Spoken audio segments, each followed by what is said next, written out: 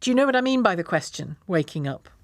Yeah, I mean, me and various other campaigners have been trying to wake people up to this for a very long time now, and it's just very difficult because it means changing our whole worldview. It means changing a worldview which says that more and more and more is not a good thing. It can be a bad thing. And particularly if that leads to more and more global heating and more disasters of the kind that are so clearly linked to it, like what we've just seen here in the UK and what we've seen in Valencia.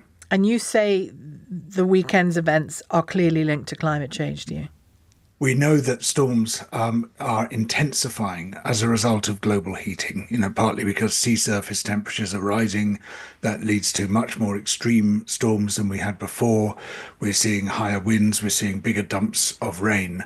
And we have not done what needs to be done to reduce global heating, but B, neither have we prepared ourselves for the impacts of that heating. So we've really failed on both counts. And for people like me, it's intensely frustrating because I'm 39 years now into being an environmental journalist and campaigner, and I've basically been saying the same thing throughout.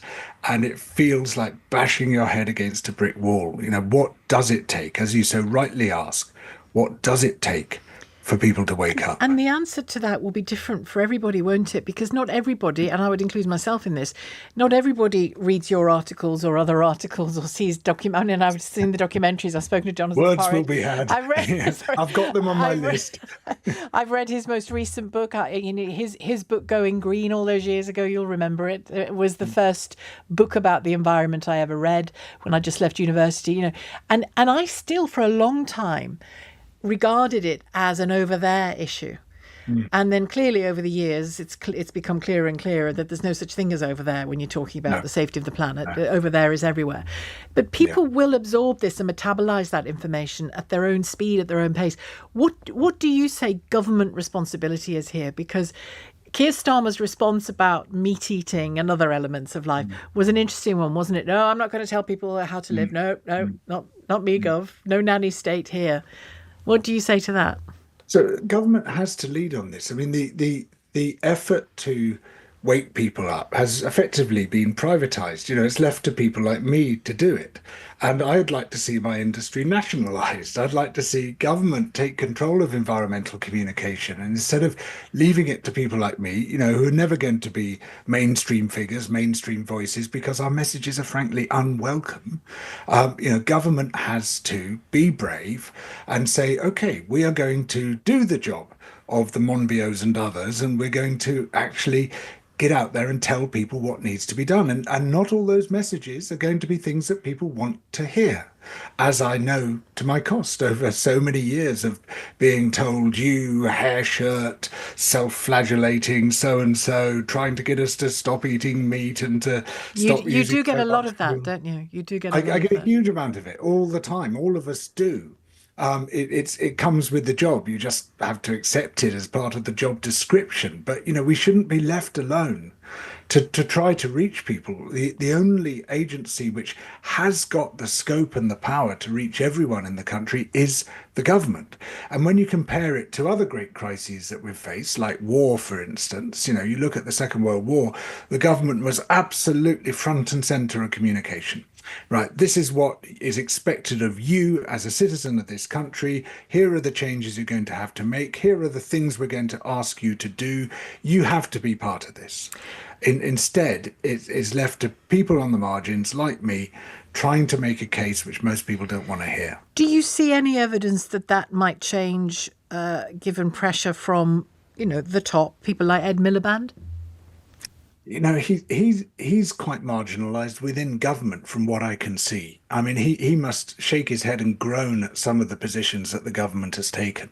It massively cut its Green Deal spending. Its Green Prosperity Fund was almost halved, and instead it's pouring money into new fossil fuel projects, particularly this farcical carbon capture and storage program, which actually means using more fossil fuel than before, raising emissions even more than before, and it's spending £22 billion on setting that up. That money would be so much better spent on things like helping us insulate our homes, changing our transport systems, changing our food system.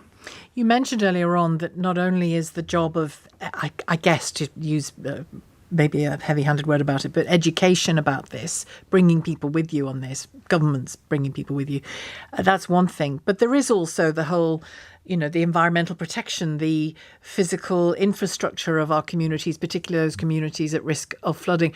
And we've seen some dreadful examples. If you think back to what happened in Cumbria about a decade or more ago, probably 12, 13 years ago that was now. I mean, I remember being live on air there talking to two men, one on the roof of his house, another on the other roof of his house, and they were speaking to each other and me at the same time on live radio. And I had to try and persuade one of them not to try and climb over to the other guy's roof. But the water was that high up their houses that they were only safe on their roof. And that was Cumbria all those years ago. We're seeing repeated failure of flood defences, and that's because of a lack of investment. So there's two issues here, really. There's at the bottom of the catchment, where people live, in the towns, in the villages, we see flood defences crumbling because they haven't been maintained. They also haven't been improved to meet the growing challenge of climate disasters. But also further up the catchment, we see almost a disaster waiting to happen. The hills are bare, and rain flashes off bare hills much faster than it flashes off hills which have got, woodland, functioning peat bogs and the rest. The rivers have been straightened and canalized, and that rushes water down the catchment. You need to re-wiggle the rivers. You need to have leaky dams in the rivers. Beavers do a great job, incidentally. They're a very great builders, cost-effective form of flood defense, letting the beavers go. And you mentioned peatland and moorland and heather and stuff like that, and mossland.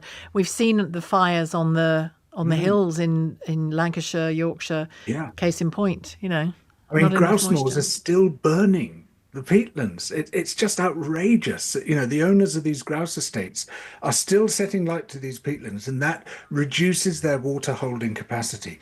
So the whole thing, we know we're getting massive rainfall, and, to an extent, there's a limited extent to which you can deal with that. But to the extent you can, you've got to try and hold it back. You've got to what's called attenuate the flood peak.